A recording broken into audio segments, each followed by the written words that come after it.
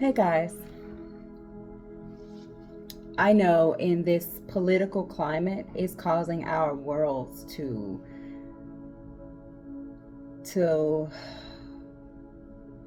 we can see the dysfunction. And because we can see the dysfunction and chaos is uncomfortable. It's an uncomfortable environment. It can either breed growth or complacency. That's that's where we choose. I'm not saying it's easy. Those choices aren't easy. But at some point we have to come to the conclusion that hoping for better doesn't change anything. Making a decision to do something about it is where the change comes. Making a decision that this isn't working is where we break through hope and we actually take leaps of faith. You know, we step out like when the movie Wicked came out for me, it spoke volumes to who I am as an individual. Is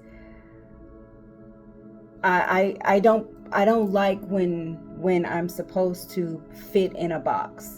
And last year I did a I was about to say segment, but I did a piece on being seen past the label for the organization that I work for.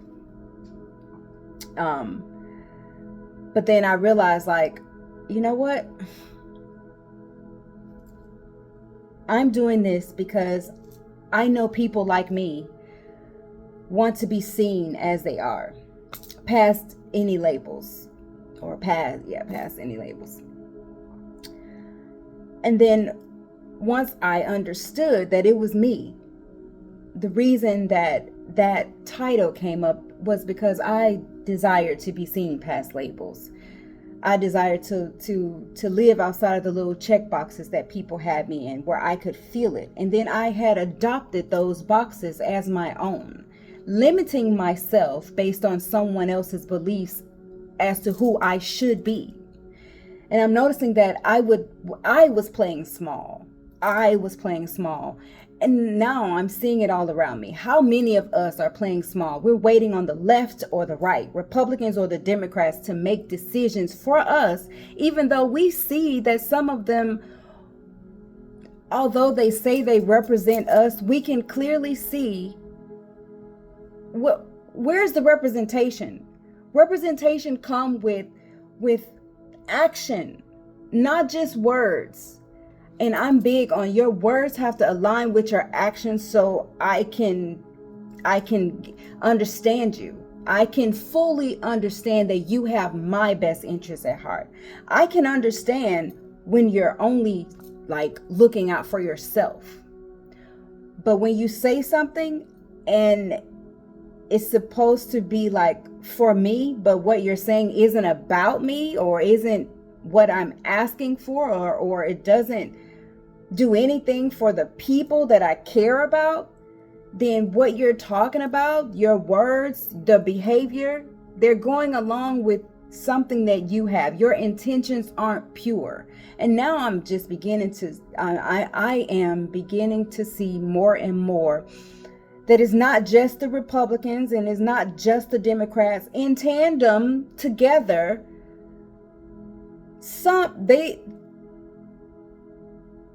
They are unable to stay true to the people in which they serve. There's a hidden agenda that I've said before. At what point do we stop settling for these representatives? Like, I know it says, you know, they're supposed to stay in for 2 years or this, like they have these terms. We need to change that. Like, I am fighting for change. And I may not say where I'm fighting, but I'm fighting for change where the policies are, where these rules are, is no longer beneficial to us. Not to me, not to my children, not to if my children have children, if my children's children have children, my nieces and nephews, because I know that what I do and what I say yes to, what I say no to, it's not just about me. And I think that we've become such a, like, seeking somewhat of a reality TV show type of people. I learned this when I was younger watching Real World. I couldn't watch it. It was so far off of who I wanted to be. But some people desire this type of lifestyle. So therefore they create this same type of fantasy. If you're living in a fantasy that's not your own, then what do you do to change it? Because this right here is not my fantasy. I desire authentic connection. I desire brave spaces. I want to break the glass off of these safe spaces. I know I can no longer tolerate I want to say ignorance. However, I don't know everything. And I can say I'm ignorant to a lot of things. That's why I do ask questions. And when I ask questions, I desire authentic connection, not to agree or disagree or what. I'm asking the question because something isn't aligned within myself when I hear something or when someone says something. Hopefully this is understood. I usually don't get into a conversation because, oh no, I don't agree with that. No, tell me more so I can understand from your perspective and become more aligned. Because the understanding, when I feel something, when something in my spirit is like, oh, I agree with that. Or, oh, I disagree with that. Like, what triggered me, either left or right? What was the trigger? What's my why? I'm asking questions so I can become more aligned with myself through the perspective in which I'm getting from the message that you're telling me, from your truth. I can tell when people aren't speaking their truths. I can tell when they're speaking from a mask. I can feel it. It's like, oh, okay, well, that's who I used to be. And I can understand that. Now I'm starting to understand why I've gone through so many things. I had a friend, my friend Kayla called me yesterday. She wanted to make sure I was okay. She talked about the lady in Florida, the I don't know her name and I can't remember, but she had an ectopic pregnancy, and all I could think about was, yeah, I saw that, and it bothered me. In 2011, and I've talked about this before. Most people don't know my story, but the more I open up, I'm open to telling my story. How I have beautifully unfolded and become this woman that I love, that I desire to be, that I honestly want to be around, that I can be friends with, and that I'm no longer running from while I'm connecting with people that's showing me that I needed to fit in the box in order to sit with them for a little bit.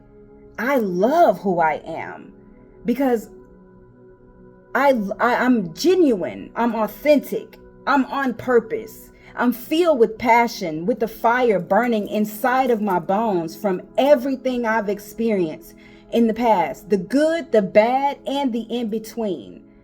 It's all helped me become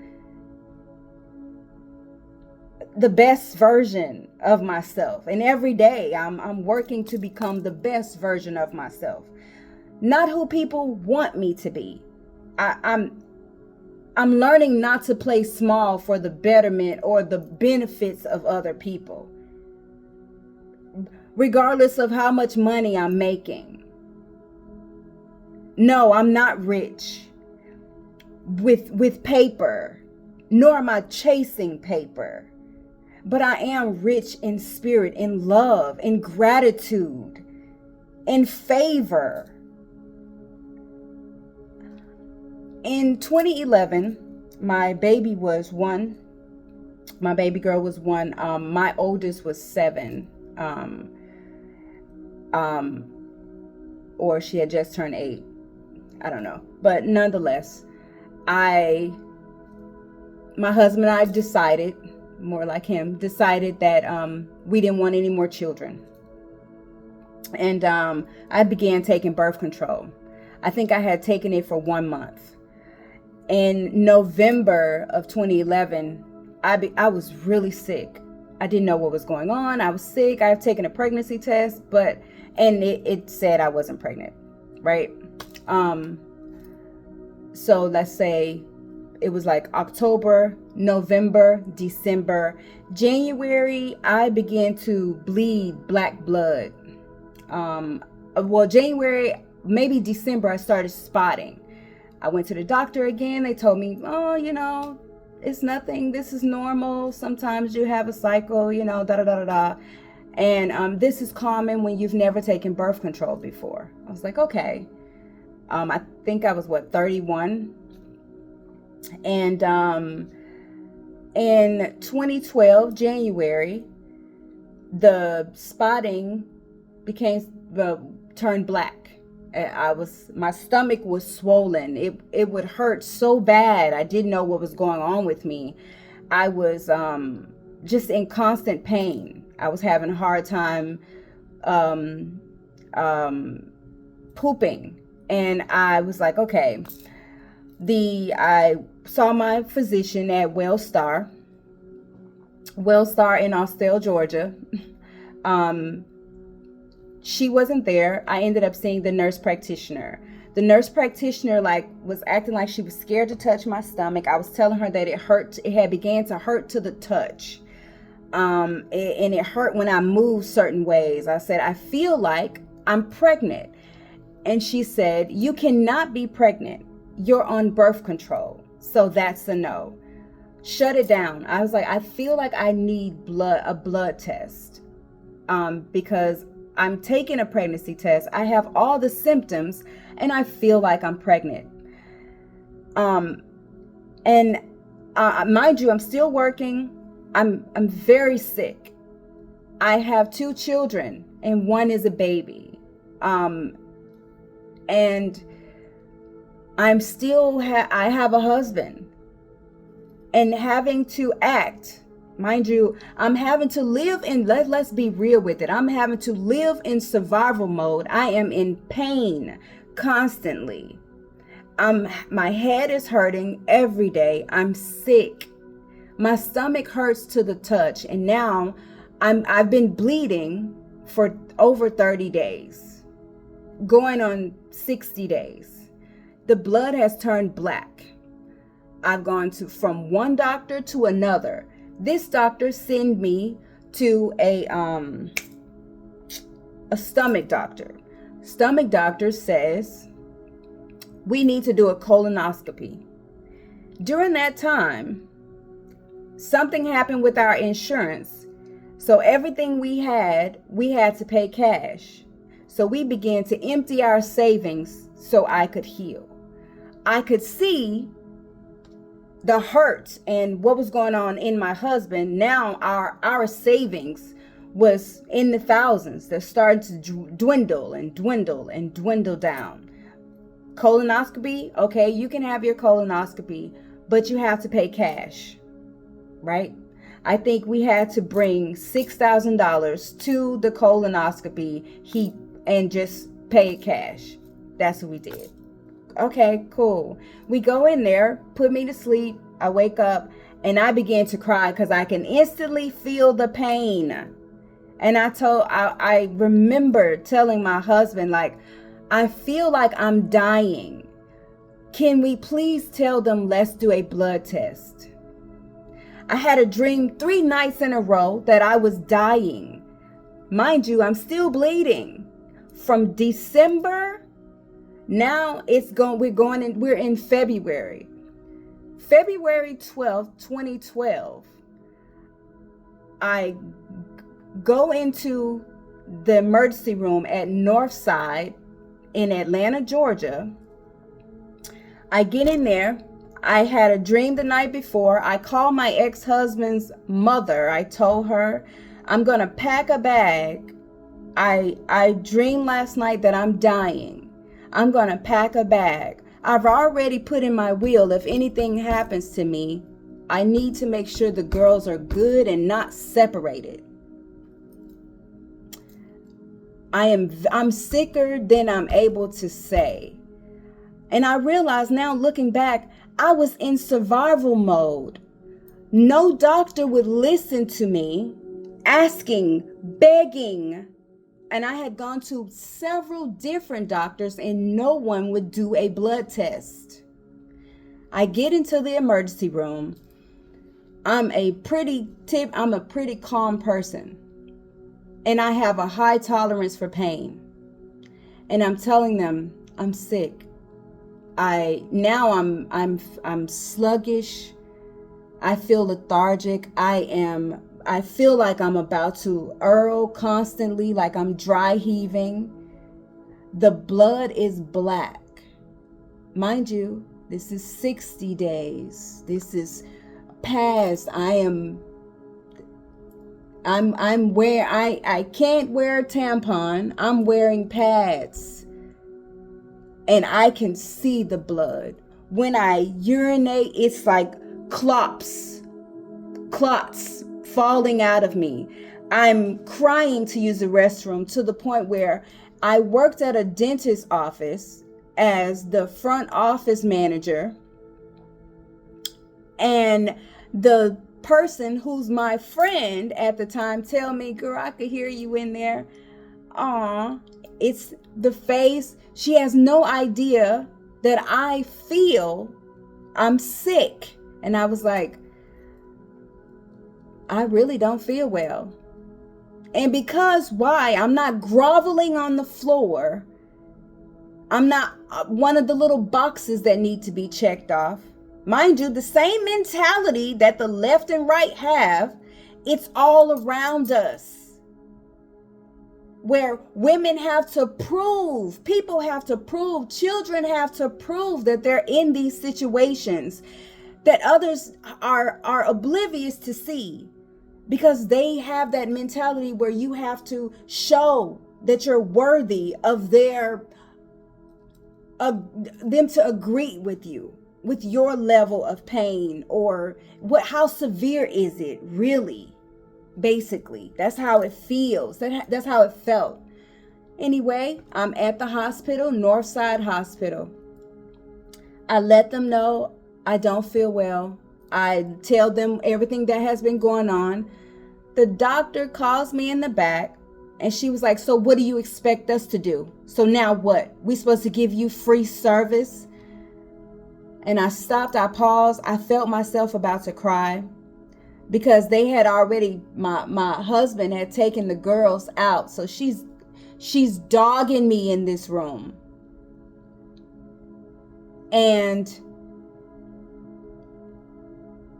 I told her, I said, that's not what I'm asking. I said, I am sick. Pause. They do the blood work. She was like, okay, well, I guess. Very rude.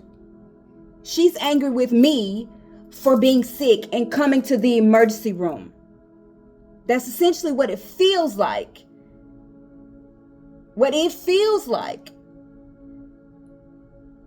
And she said, well, I really don't think we can do anything. Okay, ma'am. Well, let me speak to someone else. I don't know what's going on. But I had a dream that I was dying. And my mother-in-law told me that I need to go to the emergency room. And I am here. It's early in the morning. We got the kids up and I'm here. Their bags are in the car. I need help. I feel it. Long story short, they do the blood work. They end up doing an ultrasound where you go in from an internal ultrasound. I am pregnant inside of my belly. In my belly. So from an ectopic pregnancy came through the right ovary, and I am pregnant in my belly. The emergency room doctor rushed in. He said, are you here by yourself? I said, no, my husband is here. First, the lady came in. She touched my hand. She said, I'm so sorry. I am so sorry.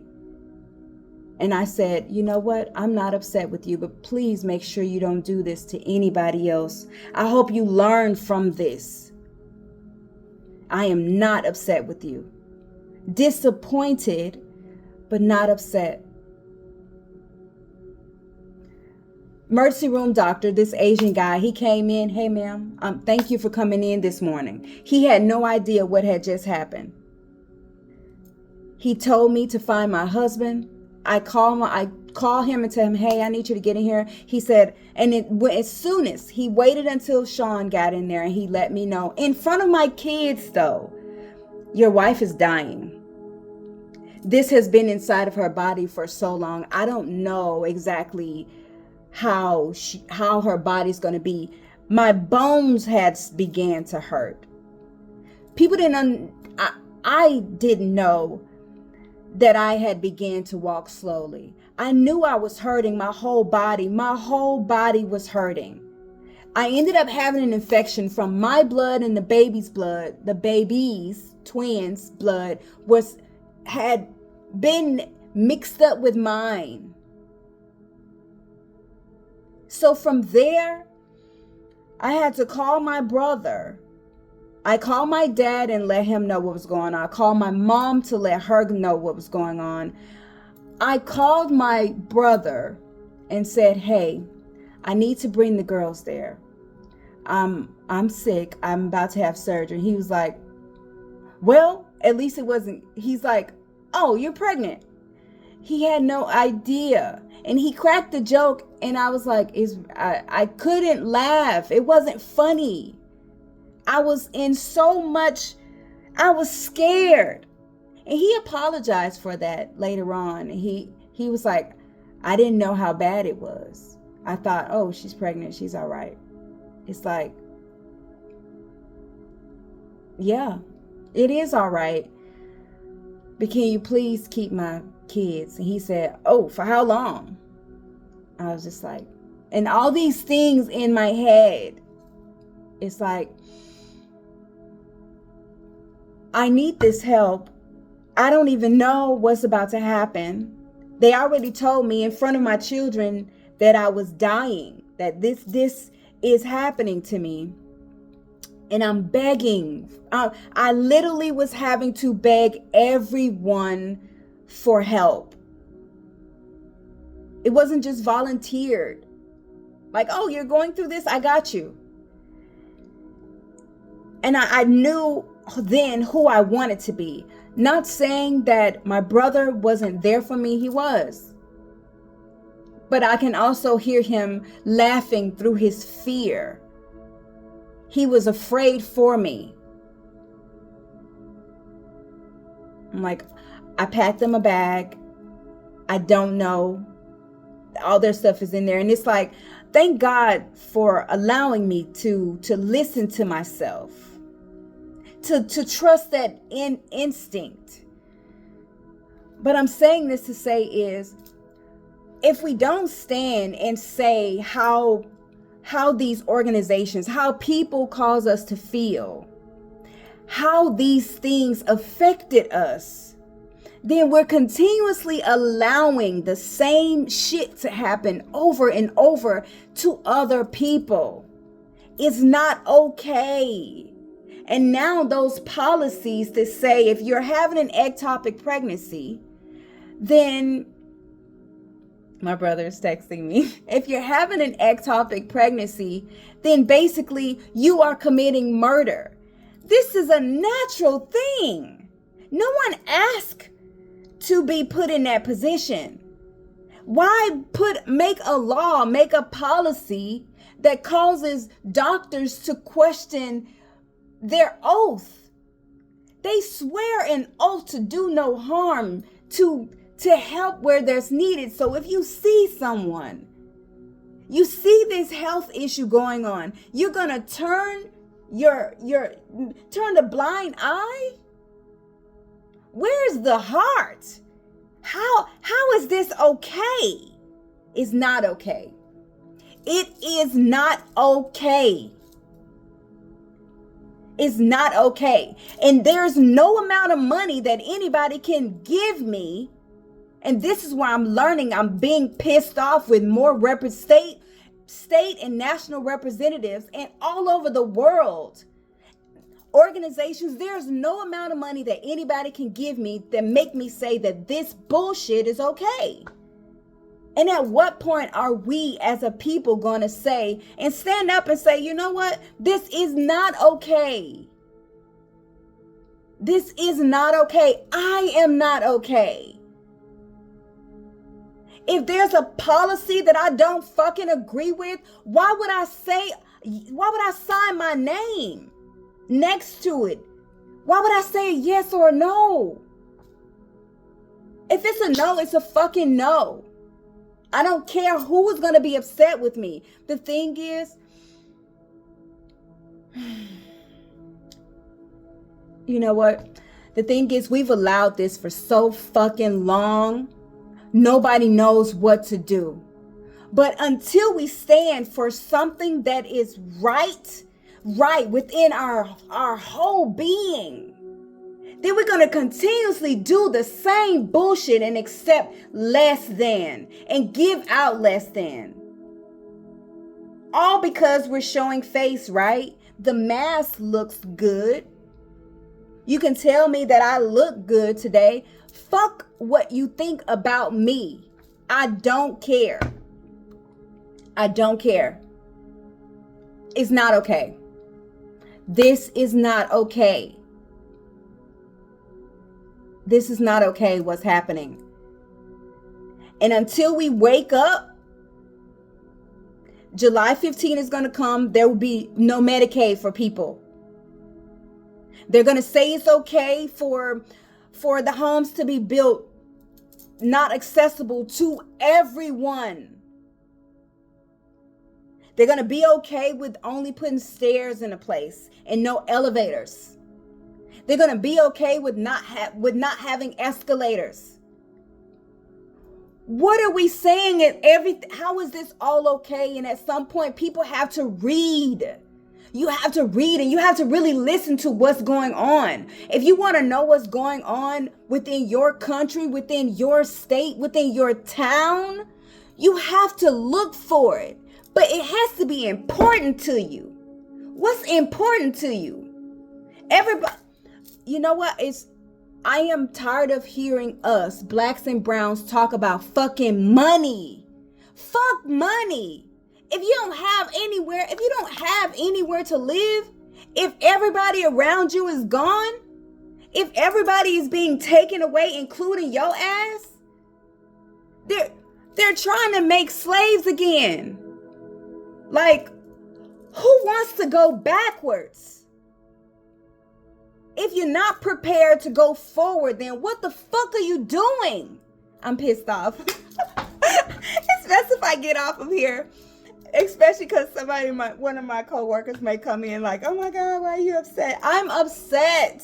Like, this is cruelty at its finest. And I know that I'm here for a purpose. I know that each and every last one of us was born with a gift. And half of the time, we betray ourselves for the benefit of connecting with somebody else. Fuck your connection if it makes me look small, if it makes me feel small. I do not want that. You can have it back at you with a bow and arrow. Like, no. I am Esther Shantae, and I'm here filled with passion for a purpose. I live on purpose. I speak with purpose every day. If you ask my kids, if I text them, it's with purpose. I'm not asking them to be anybody other than themselves. And when I see when I see that they're trying to fit into a box, I let them know I see it. I let them know I understand wholeheartedly. And I also let them know that they deserve so much better. They don't have to wear a mask for me. And if they have to wear a mask for other people, then check those people. Why would they want them to wear a mask? Because it benefits them in some way and not my precious being. My precious being. Okay. Toodles. I hope your day is filled with love and compassion. I hope you spread that shit. Not because people deserve it so much, but because you deserve it. Stay on purpose, live on purpose, speak on purpose, and don't let nobody take you away from who you are destined to be. And if that means that no one invites you to parties, not that I like parties, but if that means people don't invite you to things, if that means people no longer want to be around you, if that means you have to go out to dinner alone, if that means that you are alone, just know that you are never alone, because you got you. You know why. You got you. And you stand in that truth. Live in that truth. Bask in that truth. And the right people will come. They will come. They will call out of the blue. And the things that you've been praying for, it'll be a message to you. Toodles. Love you.